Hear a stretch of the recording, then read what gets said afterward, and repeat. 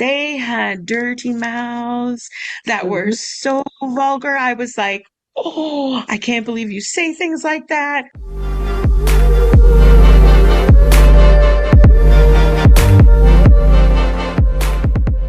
Welcome back to Muse on the Mic. I'm Riley. And I'm Emily. Thanks for joining us again on another great episode of Muse on the Mic. And before we start absolutely anything, jumping into today's hot topic, make sure you like the video, subscribe to the channel because we're growing, and join us on social media. You'll find all that in the description below. And you absolutely have to join us on Patreon because not only do we give you an episode on Mondays on YouTube, but you got an extra bonus episode on Wednesdays on Patreon that's exclusive over there, and Sunday nights for Just the Tip with Riley for some sexy sex tips. Woo! Riley, tell everyone what we're doing today. Today we're going into a Twitter post that we saw, but also that kind of stemmed off one of the Just the Tips I did for you guys on Patreon about spicy acronyms. So we're going to start by watching that just to kind of give you a bit of background or what we're talking about and jump in and do a bit of a deeper dive. We're going balls deep with this one. Hey, well, let's do it. So today we're talking about acronyms, but with a twist. Acronyms were first introduced into our vocabulary somewhere around the 1950s, and now they're a part of our daily conversations, some even being introduced into the dictionary. So while you're probably thinking of LOL, WTF, BRB, the sex industry heavily uses this shortened code language. The adult industry has an acronym for almost every service. And while I believe these code words were introduced to evade police or to conceal services being offered, it really has evolved into a simplistic way to place your order. So here's a few. Most of you probably know DATY, dining at the Y, eating pussy. There's also DATO, rimming. BBJ, bareback blowjob. Greek, being anal. YMMV, your mileage may vary. My favorite part about this code language being used in our industry is it allows the more discreet gentleman to describe what he's into. So let's build a session together. So you want a session with a lady that's sensual, she's into cuddling and kissing. You want part of the session to take place in the shower. You'd like some prostate play, and you want to go 2 rounds. So what does that all translate to?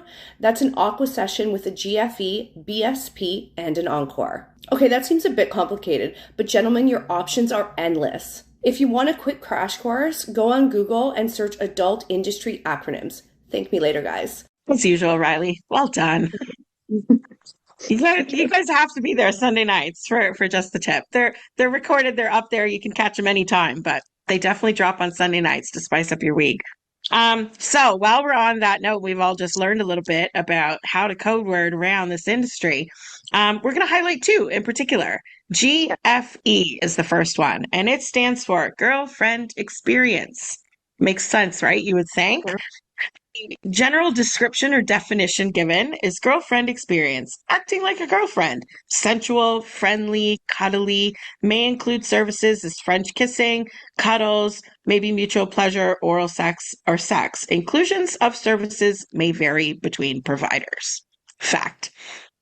The other one we're going to dive into is PSE. So let's watch the YouTube censorship with this one. Star experience is what PSE stands for. And it is a sexual counter that is similar to what you would see in a mainstream pornographic film. It usually involves a range of different sexual positions, louder moaning, dirty talk, deep throating, gagging, and light spanking. The inclusions of a PSE may vary between providers. Again, good point. And that brings me to the original tweet that inspired this, us kind of expanding and going balls deep on this broader topic, because I noticed a tweet from a girl, I don't even know where she's from, but she's an escort, and it was on Twitter, and she kind of hit on something that I was like, ugh, this has changed over the years, and I find it so confusing now. So, tweet reads, I low-key hate the terms GFE and PSE because I classify myself as a strictly vibes provider. The labels are kind of stupid. Life is not fun spending it inside the box. And I was like, you know what? Now that I see it and I think about it, that's freaking true. It's changed over the years. It used to be that those specific descriptive acronyms were kind of like tagged onto you if it was a style. So if you were very cuddly and very affectionate, you were labeled as girlfriendish. You were girlfriend experience. You were GFE. If you were a little more on the wild side and you're, swinging from the chandeliers in a session and had the mouth of a trucker, well, you were PSE. And so you were put in that kind of a box. And it's morphed so much over the years that now somehow I feel like the guys have changed what it means, but they didn't Right. send any of us the memo. So, like, ladies that are providers don't actually know. And somehow the jargon got a bit confused. And now girlfriend experience is kind of tagged to be a bit lower mileage. And Right. PSE is tagged to be kind of not just higher mileage, but also risky mileage, like bareback and stuff. And so if you're just a regular gent, none the wiser, and you're reading, let's say, a review somewhere, and you read that she's PSE, and you go in with no condoms in your pocket, expecting her to not have any either, whoa, hold up, buddy, Right. because that's not what I signed up for necessarily, right? And are there bareback providers? Of course there are, right? But I really like her point about vibes because I'm not much of a cuddle bunny, snuggle girl myself, but I definitely had clients that liked that. And so would we do that? Of course we did. When I used to Right. work, I had a bunch of clients that I'd snuggle with. Was it my favorite part of the session? No. Do I do that in my personal life? No. But at the same time, I also don't body slide in my personal life. Right. Rattles, right? But I knew girls that were distinctly like part of their image or part of their like pitch or like their hook, the gimmick was the PSE style. They had dirty mouths that were Mhm. so vulgar. I was like, oh, I can't believe you say things like that. Like it wasn't cool back then to call people daddy. Right. Come in like this and put it on my face. And I was like, what are you doing? What is happening here? And now I see it in reviews sometimes that people are like, well, I read in reviews that she's PSE. And yet, first thing she does is whip out the condom and they're like mad about it. And I was like, wait. Since when did PSE equal that? Because as far as I know, even in the corn industry, it's mandatory now that you have to use protection. There Right. is no more of the spread of STDs, which almost clusterfucked and failed the corn industry back in the 80s and 90s because it wasn't a mandatory thing. And Right. so you can't go through an AIDS pandemic without pro sex performers using protection. Like all of those rules and regulations changed because the liability fell on the production companies. And so you shouldn't go to work and have your health affected, right? Sex workers' rights. Woohoo. So you shouldn't have that experience. So it's now morphed into mandatory testing, mandatory production or protection, so on and so forth. And now most of the bareback stuff you see is people that are couples that, are content creators that make their own porn for their own OnlyFans or their own Pornhub or whatever they do. And so putting this unknown expectation on service providers that don't know that it's suddenly green light doesn't mean go anymore. You're like, Mhm. wait a minute, what the heck happened? I can only imagine how confusing that is for an escort of any kind in this era, in this decade, in this day and age. Goodness, even more so if you're independent, because with an agency, you almost have protection and a phone booker that can maybe clarify some things if the man speaks up and asks the questions. But if you're just an indie and Bob shows up for his appointment, and now Bob's irate because he's feels he's been deceived or baited and switched. That puts you in a very potentially unsafe position, or at the very least at risk for a terrible review, which could Right. knock down your business and therefore your livelihood. And man, that's confusing. Well, I think there's a lot of this that is confusing, and I'm a fan of the acronyms. I like them, but I think for the consumer, you have to keep in mind first of all why MMV, as we just explained, but also what I don't like about the PSE GFE is it's so broad. Like I think it needs to be refined, and if it's dirty talk you're into, say dirty talk or Right. bareback blowjob or BBBJ. LFK, DFK, like there is ways to refine what it is you're looking for. And I think these categories they've morphed and they've become too big. And like I said, I Yeah. mean, mileage is going to vary. So it's not just because someone's said to be a girlfriend experience, don't expect that you're just going to get that based off that kind of classification. Right, like automatically. Yeah. Because as she said, vibes, right? Like you have Yeah. to come with the boyfriend vibes if you want girlfriend vibes, right? Yeah. And come with your best corn star persona and moves if you're going to come in and expect that from her as well. And it's not only the confusion, I feel like just like you said, it almost because it's so broad, you're almost eliminating some of the other acronyms that could be super helpful to help you get the actual experience that you want. Because if you Right. knew what to ask for, and it can sound a little funny if you were overhearing like a conversation between provider and customer, that was like, do they like, we don't use LOL as a word, right? We'd be like, oh, I got a good laugh out of that. You're not like, oh, I was LOLing. Don't say that, right? But in person, would a customer walk up to front desk and go, does she do DATY? I mean, he could, and she would Yeah. know what you're talking about. Would any eavesdropper be like, what did that guy just say? That would be strange on a street corner. Like, what are you guys talking about? But something as simple as I like dirty talk is a really easy sentence to get out of your mouth. Mhm. And if you want her to get filthy things out of her mouth, well, you have to say that. You have to at least go there. And if, rounding it out to acronyms makes it easy for you to communicate, I mean, we literally did that with the encore. That is why it's called the encore, because there are a lot of guys that were too shy to ask to go 2 rounds. And Mhm. so why not give people the tools and the language to make it easier to get the experience they want, not just for great reviews, but for her well-being and her business building as well, which is her bottom line and her livelihood. At the end of the Mhm. day, we want happy clients, we want wealthy girls, right? So those have to line up. And I think it's our job and our responsibility to facilitate that in an easier manner, constantly innovating. And that means taking things sometimes down to bare basics, meaning use the words dirty talk. Say you want, the PSE experience. Say you want to feel like you're in a movie.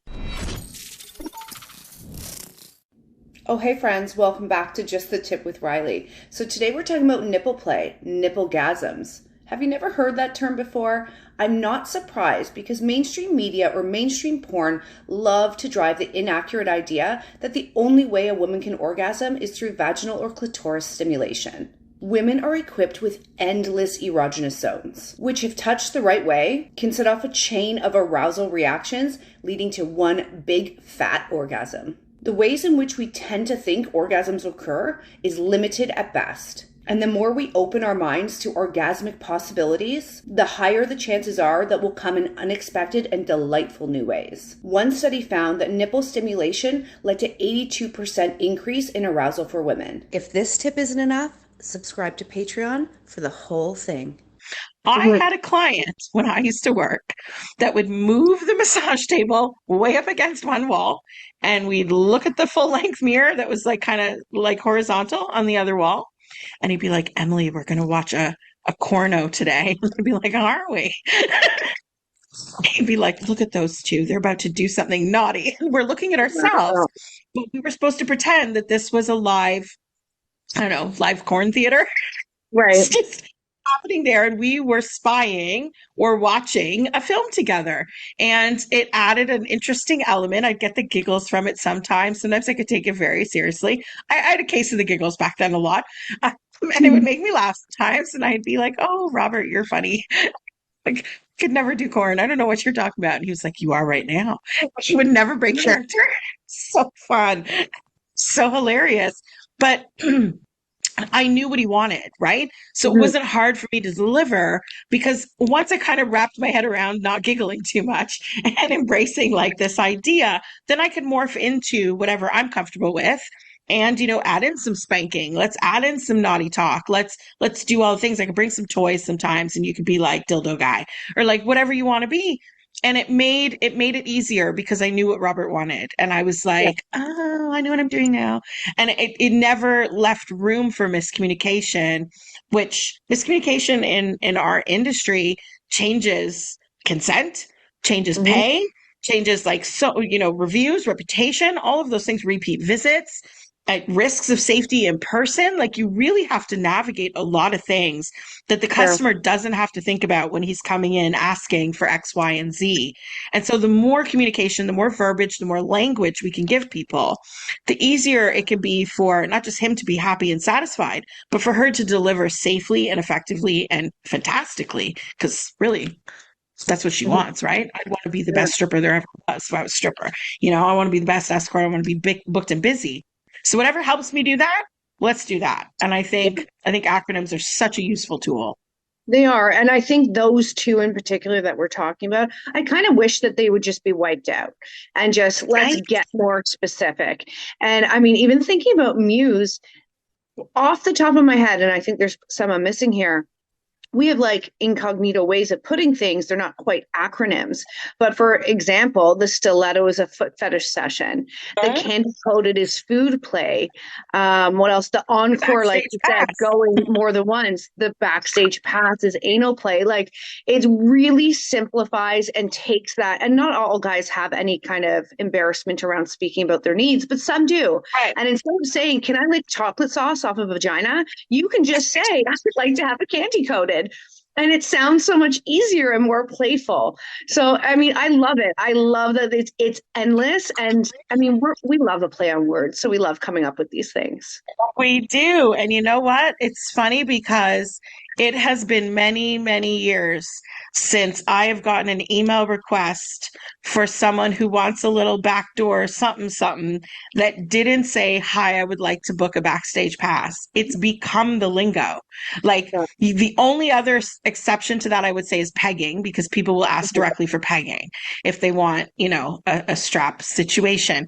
But anything else about the back door, they don't come in with this kind of they don't even say back door anymore. It's backstage pass. Everyone knows the lingo, even if they're brand new to the spa. And I love that. That means it's caught on. That means it's like taken its realm. I got to do this again. You know what, though? It really makes me wonder, do other spas get phone calls saying, I want to book a backstage pass? I truly think they probably do. You bet their booties that they do. And I'll tell you, the ones that have copied the mixer and this and that, people call in and ask for a mixer. I guarantee you they hear it. They probably hate it. And I love that song. To be a fly on that wall, I'd be like, you're welcome. I mean, even the last thing I think we named, and we're getting off topic here, but we're tooting our horns here a bit, guys. Yes, we're naming the Centerfold, which was the last session we've come up with, and it's been wildly successful. Once we came up with the idea and trying to think of a name, I mean, our names make such sense. Like it just it speaks to the people. You just get it. Like, oh, the center, that's where the centerfold, the action, like it makes sense. And I love the code language or acronyms for all of the fun stuff in the adult industry. It's just fun. I agree so much. I mean, it literally takes off. It becomes a thing.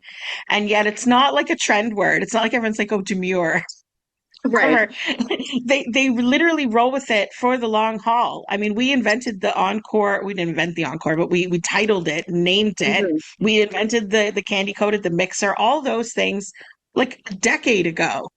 Yeah. And they are not just verbiage at our spa. Like you said, like other places hear that word all the time. And so it just is the thing. And I like that. It's like a duo is called a duo, like it literally is just what it is. And kudos to us as always. But if it does help a gentleman come in and request what he wants, we've done our job, If then it makes the experience easier for the girl to navigate or to execute, then we've excelled at our job. And if a client comes back and asks for it again or wants to try something else, then we've really blown him out of the water, because now he trusts whatever words we throw at him, and he's going to be like, yes, I would like Wonderland. But you mean you have a theme park session? I'm in. Like, he's going Yeah. to go with whatever we call it. We're like, oh, have you tried our new session, the roller coaster? He's going to be like, no, but now I want to. Because we've always executed so well. We always present a perfect little package. And that's partially, service style and quality. It's also damn good marketing, if I don't say ourselves. So toot toot on the horn some more, because that's what we do. It's why people hate us. So why our competitors literally can't stand us is because it's not only we take the balls to do these things and are smart enough to come up with the things, but we execute it so perfectly that And now they the actually languages, work. they just have to. They just have to hear it every day. Oh, I love that piece. But you know what I want? I always ask you guys these questions in our episodes, and I'm really encouraging you. Tell us, what is a service that you like or something you want to have done in a session that you're shy about asking, and like, how do I ask for it? Because challenge us. Let us come up with something for you. Yeah. An easy way to put something on the menu that makes everyone comfortable. I love that. And while we were talking about this episode coming up, we kind of realized that there are very few acronyms except these two that leave so much room for confusion. Yeah. I feel like DATY is pretty standard. There's no, wait, what? Does it go like this? Is it from the back? It doesn't Right. matter. Like, it is what it is, right? Yeah. Other than maybe kissing, so LFK, DFK, which sound kind of self-explanatory, although I knew some people that used to call what they just did light French kissing. I was like, no, that was not light at all. Same time, like, there's only so much wiggle room. The PSE GFE thing is way too open a gaping hole. Yeah. It's a big wide open hole. But it leaves so much room for confusion, and that's only going to be detrimental instead of beneficial. And so Yeah. I'm team, let's scrap them all together. We need like a sex Yeah. work petition. I agree. Can we tell all the boards to throw that shit out because it just doesn't fly? And the only people that are going to be the most unhappy is the customer. Yep. Stop Absolutely. changing shit without telling us. Yep. I agree. Because now I wouldn't want to describe things that way so much.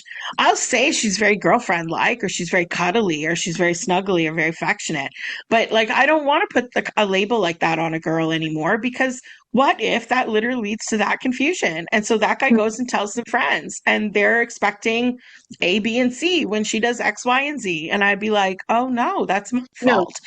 I don't want it to be my fault. The whole point of it is to add the simplicity. And you're right. I think these two categories are just too confusing. And I mean, even something like I was saying to you earlier, the girlfriend experience, or sorry, not the girlfriend experience, the girl next door. That is, Yes. That's a matter of opinion what a girl next door is, because depending on where you grew up and who your neighbor was, she could look very different. Like, everyone's perception will be different. So I think being really specific and refining it just adds to the client not being disappointed. And we definitely don't want that to happen. That's so true, because everybody has a neighbor, right? You have neighbors. Imagine being your neighbor and they're like, this vixen lives next door. But to someone else, blonde. but to one, it's a vixen, and or a porn star, let's say, but to someone else, that's just the girl next door. Like, she's very wholesome. Like, everyone's perception or opinion's different. It depends. When you're wearing this, you're the vixen. When you're running to the grocery store, possibly a different idea. Exactly. The joy of women in our facets. I love it.